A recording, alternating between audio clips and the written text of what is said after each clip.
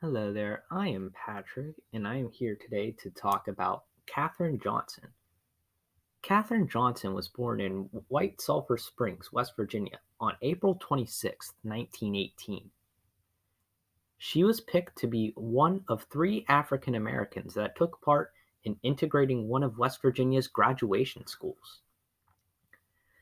She originally enrolled in a graduate math program, but later left to raise a family. However, things changed in 1952 when she got a job at the National Advisory Committee for Aeronautics, which was the predecessor to NASA.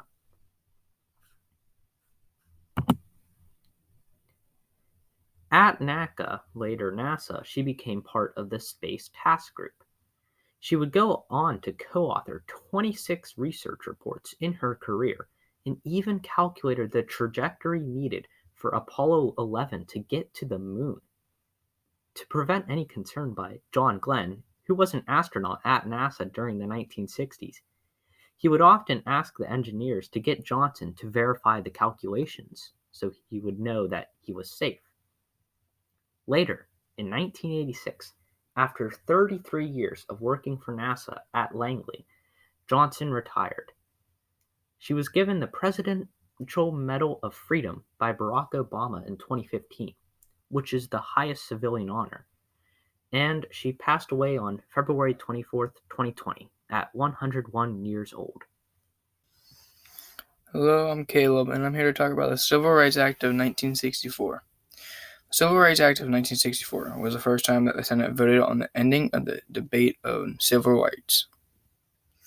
Originally thought of by John F. Kennedy, but he was assassinated, so the bill was passed by Lyndon B. Johnson. The Civil Rights Act of 1964 is often called the most important U.S. law on civil rights since Reconstruction.